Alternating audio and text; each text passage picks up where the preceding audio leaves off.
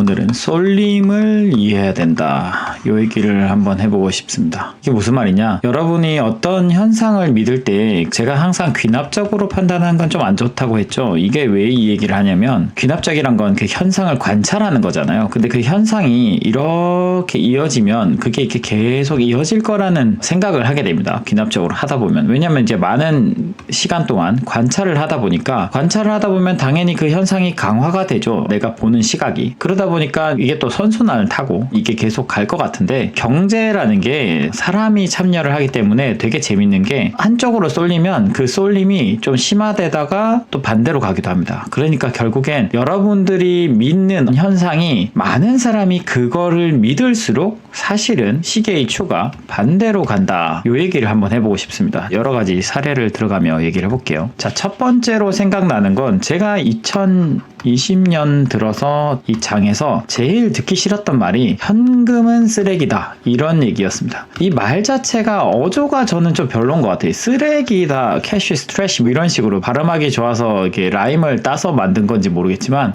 이 쓰레기란 말 자체도 마음에 안 드는데 저는 2008년부터 돈을 찍을 때 현금이 가치가 절하되고 있다라고 생각은 했죠. 그래서 가치 있는 자산으로 요즘 흔히 많이 말하죠. 이제 그 좋은 자산으로 옮겨 다녀야 된다. 자산을 계속 옮겨 다녀야 된다. 이거를 생각은 하고 있었는데 너무 많은 사람들이 많은 영상이나 블로그나 TV나 나와가지고 현금은 쓰레기다라고 외치고 다니니까 저는 되게 거부감이 들더라고요.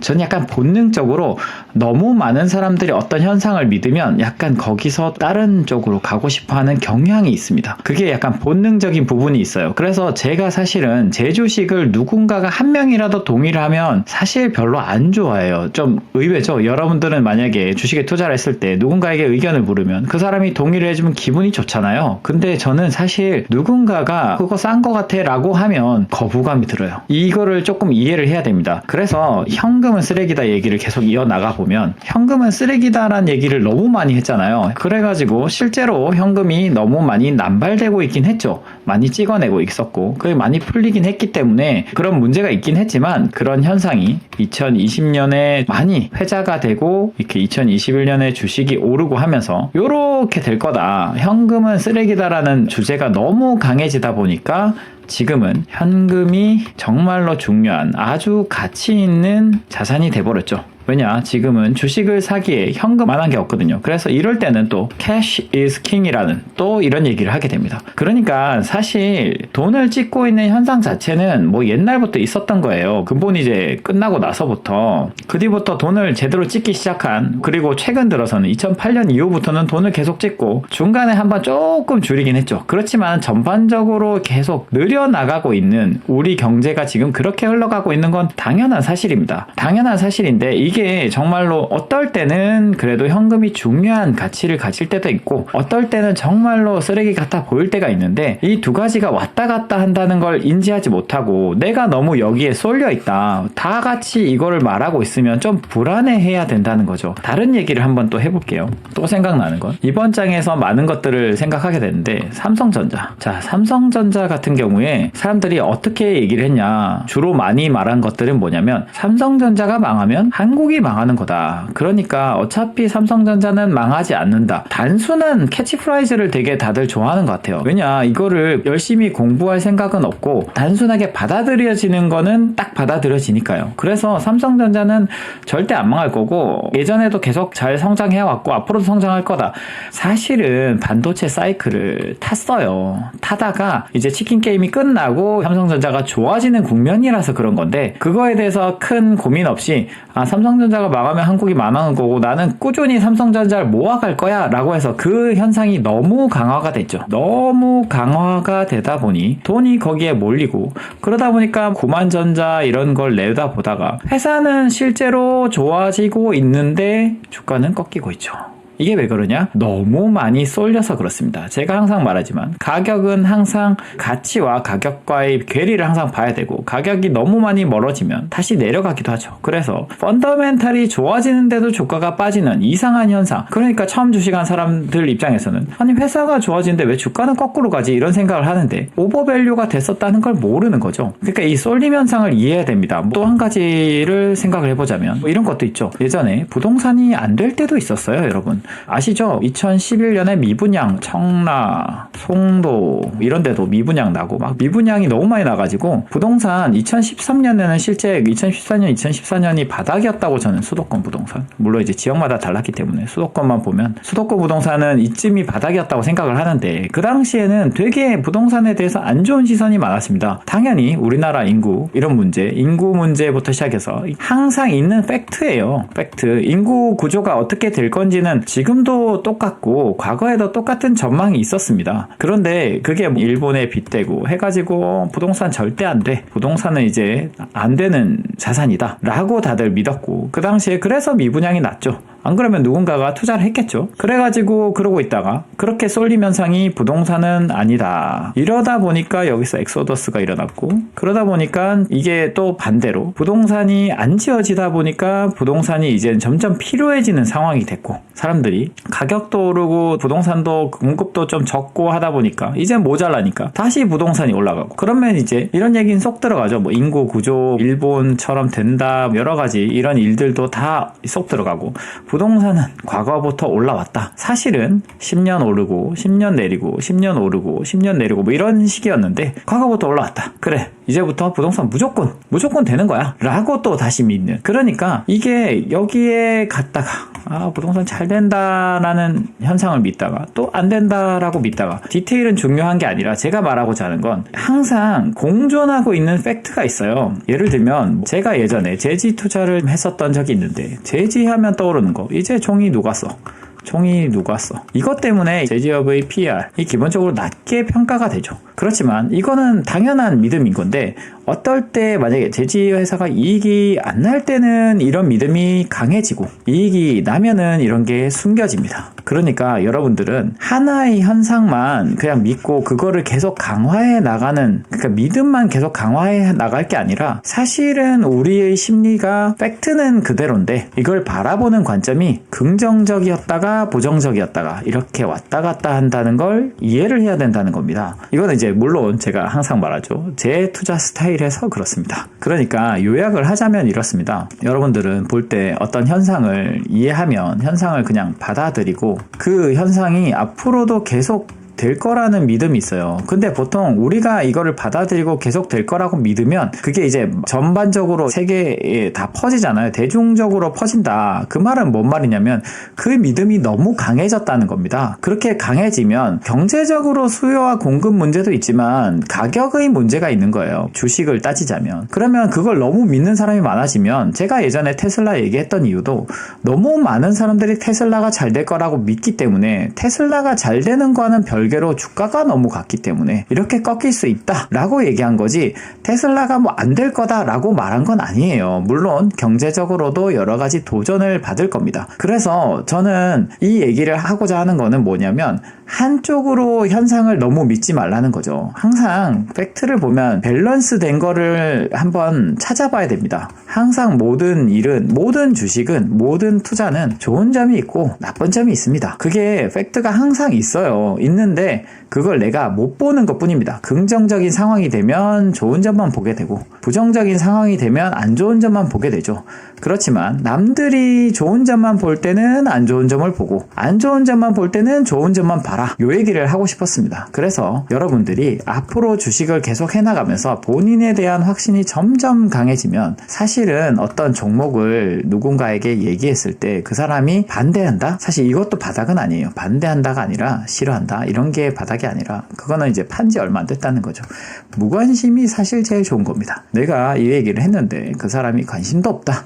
그러면 너무 기뻐해야 되는 겁니다, 여러분. 왜냐? 지금 거기가 빈 거예요. 이거를 믿는 사람이 아무도 없는 겁니다. 내가 이걸 믿고 있다가 남들이 들어오면 되는 거죠. 그래서 제가 항상 비유를 많이 하는 게 이렇게 해가지고 뭐 옛날에 만화를 본 적이 있어요. 여기에 바나나가 있어. 그래서 원숭이들이 여기 있는데 저 바나나를 먹으려고 행동을 하는 세 가지 부류가 있다. 하나는 뛰어가서 이 바나나를 뛰어가서 먹고 우르르 따라가는 사람들이 있고 마지막에 남아있다가 바나나를 따먹는 사람이 있는데 너가 어떤 유형의 리더냐 뭐 이런 만화였어요, 사실은. 그런데 투자적으로 보자면 이거는 이제 모멘텀 플레이어 중에서 제일 빠른, 되게 영민한 사람인 거고 저는 여기에 있는 사람입니다. 남들이 우르르 갈 때 여기에 있다 보면 다시 팩트에 대해서 바라보는 관점이 바뀌게 되고 그러면 다시 여기로 올 거다라는 믿음을 가지고 있는 거죠. 그러니까 여러분, 남들이 좋아하지 않는 거에 대해서 기뻐하는 그런 투자자가 되기를 바랍니다.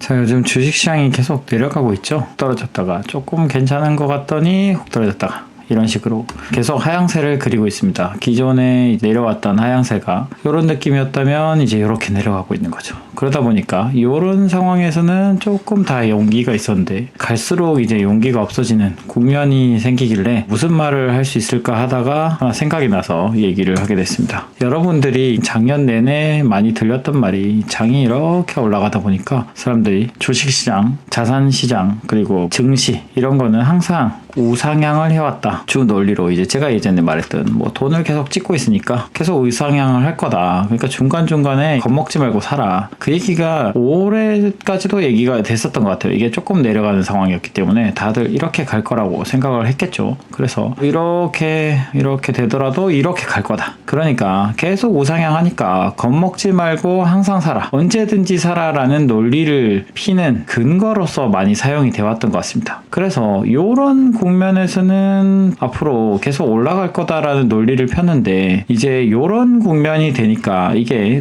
물론 더 내려갈 수도 있겠죠. 요렇게 될지 아무도 모르지만 어쨌든 예전보다 레벨이 낮은 수준이 됐어요. 예를 들어 3100, 3200이었다면 지수로 치면 지금이 한 2400 되나요? 요런 수준까지 해서 많이 내려왔는데 그러면 우상향이라는 얘기를 하려면 요렇게 해서 요렇게 됐을 때 여기서 요 우상향을 믿는다면 여기서 우상향을 믿는 게 더 현실적으로 논리적으로 맞는 말 아닙니까? 여기서는 내려갈 확률도 있잖아요. 왜냐? 오버슈팅을 했기 때문에. 그러니까 사실 지수나 주식의 레벨이 낮을수록 우상향에 대한 믿음이 더 커져야 되는데 논리적으로는 생각하면 그렇죠. 그런데 사람이란 게 이제 제가 예전에도 말했고 여러 가지 투자자들도 이런 얘기를 합니다. 사람들이 예전부터 야생에서 그리고 지브라 뭐 이런 얘기 하면서 동물들이 이렇게 모여 있으면 외부의 위협에 피하기 위해서 이런 애들이 잡아먹히니까 요 안에 이게 무리를 지어 있기를 좋아한다. 그런 얘기들을 하기도 했거든요. 위대한 기업에 투자였나 뭐 작은 기업에 투자할 책 이름은 기억 안 나는데 그런 내용이 있었어요.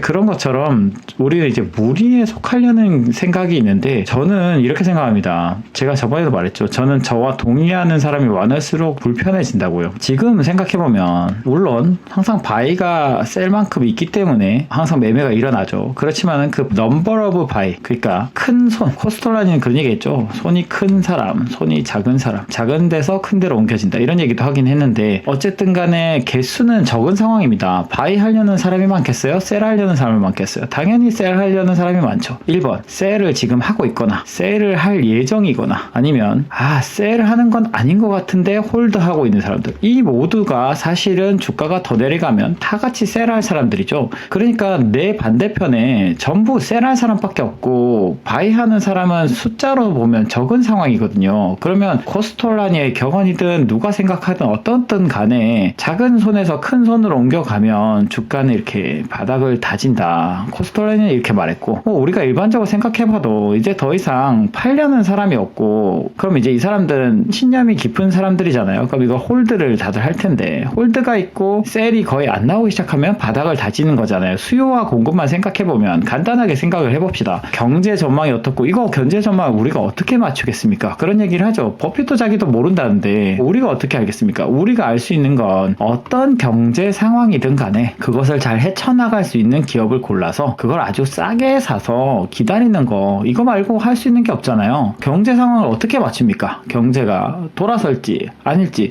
당장 전쟁이 이어질지 끝날지도 모르는데 이걸 어떻게 맞춰요? 그래서 뭐 바닥이 어디인지 알 것 같느냐 얼마나 걸릴 것 같네요. 그걸 어떻게 합니까? 모르지만 바닥 근처다 라는 느낌은 받을 수 있죠. 왜냐? 경제가 어떤지 이거를 차치하고 수요와 공급만 생각해봐요. 셀하려는 사람이 많은데 당연히 이제는 바이 하려는 사람이 거의 없잖아요. 그러면 당연히 나는 여기에 있고 건너편에 여기에 정말 많은 사람들이 갔어요. 금넘기 게임이라고 생각해봅시다. 예전에는 내 옆에 많았어. 바이 하려는 사람들이 이렇게 많았는데 다 갔어요. 다 가고 홀드거나 그 홀드가 약간 셀과 가까운 홀드 손을 못 뻗는 홀드 있죠. 뭔 말인지는 아시죠? 그 다음에 셀을 하고 있고 셀을 할 예정이고 이런 사람들이 다 여기 있어요. 그럼 내 주변에 아무도 없어. 나만 있어요. 야, 이거는 아주 기뻐해야 되는 상황이라니까요. 제가 몇 번 말하죠. 이게 경험적으로 겪어보면 알 수 있습니다. 본인이 컨트레리언 투자를 해서 남들이 모두 반대하는 투자를 했는데 그게 내가 정말 검증의 검증을 통해서 정말 맞는 투자를 해서 수익을 낸 경험이 있다. 그래서 사실은 제가 말하죠. 경험이 필요한 겁니다. 수익을 낸 경험이 있으면 이거에 더 심취하게 되고 그렇게 되면 내 주변에 누가 있는 게 부담스러워요. 왜냐? 내가 오버밸류된 곳에 있는 게 아닌가 이런 생각이 들거든요. 그래서 저는 본능적으로 사람이 많은 곳을 좋아하지 않습니다. 어디 가면 그런 게 아니라 주식시장에서요. 투자할 때는 어떤 주식이든 간에 거기에 사람이 많이 있다. 그게 이제 PER과 PBR로 드러나는 거죠. 뭔가 이렇게 느낌적으로 여기에 이걸 환호하고 좋게 평가한 사람이 많다. 그런 주식을 별로 좋아하지 않아요. 이건 제 스타일이긴 합니다. 그렇지만 전체 증시를 봤을 때도 그냥 어렴풋한 감은 잡을 수 있는 거예요. 물론 이제 제가 항상 말하죠. 숫자로 검증을 해봐야 된다. 숫자로 검증하고 거기에 건전하고 재무 상태가 좋고 어려운 환경에도 잘 버틸 회사를 사는 거는 여러분들의 선택이고 어쨌든 전반적인 느낌은 지금은 셀보다는 바이가 맞습니다. 왜냐? 내 반대편에 셀이 너무 많거든요. 셀이 점점 많아질수록 나는 점점 더 바이를 하고 싶어지는 확신이 들어야 되는 거예요. 나와 반대의 사람이 많아질수록 기뻐해야 되는 겁니다. 내 주변에 누가 몰려와서 지금 주식 너무 좋은 것 같아. 얼마 전에 왜 3100, 3200일 때 이게 본능적으로 만약에 여러분이 불안함을 느꼈다. 그러면 주식을 잘하고 있는 겁니다. 왜냐? 너무 오버밸류 돼서 사람들이 막 주식하면 무조건 돈 벌고 파이어죠. 그때 말 많이 나왔죠. 파이어 한다. 일할 필요 없다. 자산 투자만 하면 된다. 뭐 이런 얘기 나오면 당연히 뭔가 좀 불안해야 되는 거거든요. 그게 어떤 하나의 흐름. 제가 이제 이 비슷한 영상을 사실 그 전에 녹화했는데 아마 업로드는 순서가 이게 먼저일 수도 있을 것 같아요. 하나의 흐름을 너무 오래 간다고 믿으면 안 돼요. 여러분들이 최소 이제 5년에서 10년 정도만 보면 그게 영원할 거라고 믿는 경향인데 제가 전에도 몇 번 말했죠. 부동산도 올랐다가 내렸다가 올랐다가 내렸다가 물론 우상향을 했죠. 돈을 많이 찍으니까. 그렇지만은 그래도 이 내려가는 10년을 여러분들 기다릴 겁니까? 그건 아니잖아요. 그런 것처럼 항상 우리가 생각하기에 이 국면에 있어가지고 부동산은 끝까지 오른다라고 믿은 사람들도 사실은 과거를 공부해보면 내리던 국면도 있었어요. 정체하던 국면도 있고 어느 지역에 따라서는 굉장히 많이 내리기도 했고요. 그런 것처럼 주식도 부동산도 어떤 자산도 항상 오르고 있는 자산은 없습니다. 그러니까 여러분들이 그거를 믿었을 때는 오히려 좀 주의해야 되는 시점이고 지금은 이제 모두가 내린다고 생각하잖아요. 그리고 매번 이렇게 급락이 나오고 손이 얼어붙어요. 그러면 이제 사람들이 이제 주로 얘기하는 반응이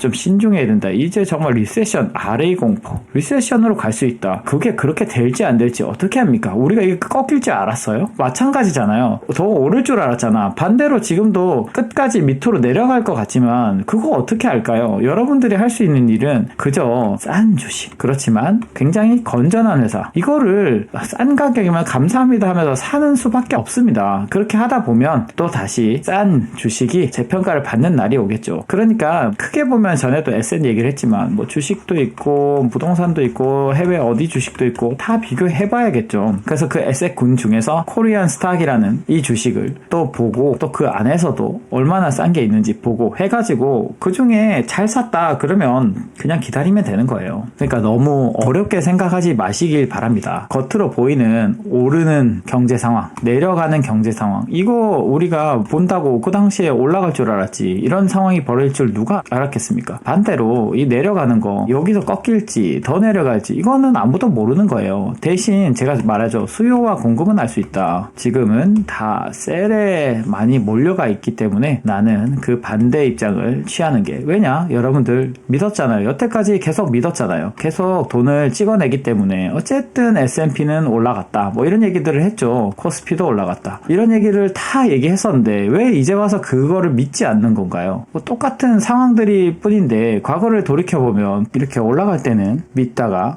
이렇게 내려가니까 또 안 믿는 겁니까? 어쨌든 장기적으로 오를 거라면 이게 조금 내려가더라도 많이 내려갔으니까 마이너스가가 정확한 표현은 아니겠네요. 싼 주식이 많아지니까 이 정도로 싼 거면 내가 사봐야지 라는 생각으로 접근한다면 이게 지금 그렇게 두렵지는 않을 거다. 이 얘기를 해드리고 싶었습니다. 자, 오늘은 결과론적 사고에서 시작되어서 코인 플리핑 얘기도 하고 싶고 이런 사고를 하면 안 된다. 또 거기서 발생한 현상들 뭐 이런 얘기를 해보고 싶어서 녹음을 하게 됐습니다. 이 얘기의 시발점은 제가 요즘 읽는 책이 있는데 이게 모건 하우절 아마 많이들 읽으셨을 거예요. 이 돈의 심리학 뭐 요 책이 있습니다. 요 책을 사실 저는 리디북스로 많이 보거든요. 이 카트에 담아놓은 지 한 몇 달이 됐는데 이거 구매를 안 하고 계속 두고 있었습니다. 사람들이 하도 추천을 해서 카트에 담아두긴 했는데 뭔가 이름도 좀 그렇고 이 사람이 들어본 투자 전문가도 아니고 그래서 약간 저도 편견을 가지고 굳이 읽어야 되나? 라는 생각에 안 좋은 시선으로 보고 있으면서 이걸 살까 말까 고민을 하다가 너무 많은 곳에서 추천을 들었기 때문에 그래 누군가가 이렇게 추천을 강하게 하거나 사람들이 많이들 추천할 때는 이유가 있겠지 하는 생각으로 이 책을 샀는데 아니 이게 웬걸 제가 생각하던 사고방식하고 굉장히 비슷한 내용들이 많아서 그걸 읽으면서 굉장히 공감하면서 술술술 읽었습니다.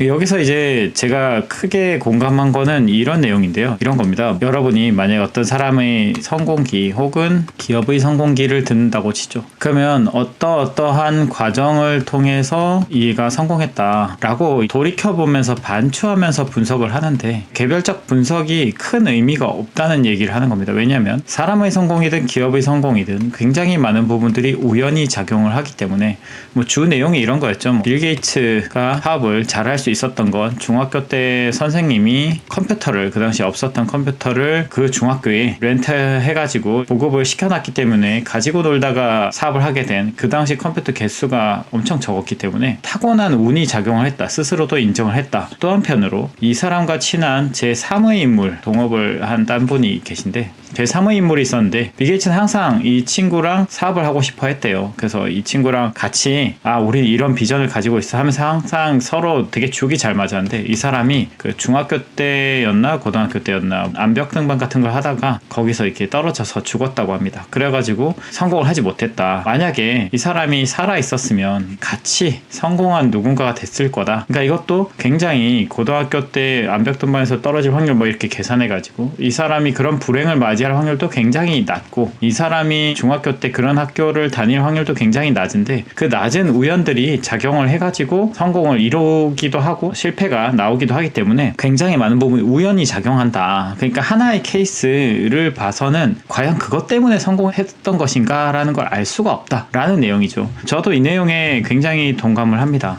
대부분 우리가 이제 아무래도 어떤 사람이 성공했거나 했을 때 자서전을 쓰잖아요. 자서전을 저도 많이 읽었었기 때문에 읽다 보면은 과감함 때문에 성공을 했다. 사업가는 과감한 사람들이 많죠. 그럼 저 과감함이 어떤 사람은 불법을 자행하는 사람도 있었거든요. 그럼 그 불법을 자행하는 사람은 운이 좋게 잘 풀려서 굉장히 크게 성공하기도 하지만 그 내용을 잘 뜯어보면 분명히 이거는 망하는 전략 경우가 되게 많다는 거죠. 그래서 사실 수면 위에는 아주 소수만 성공해 있고 많은 사람들이 실패를 했기 때문에 우리가 보는 건 빙산의 일각일 뿐입니다. 그러면은 같은 전략 채택을 해서 망한 사람도 굉장히 많다는 거죠.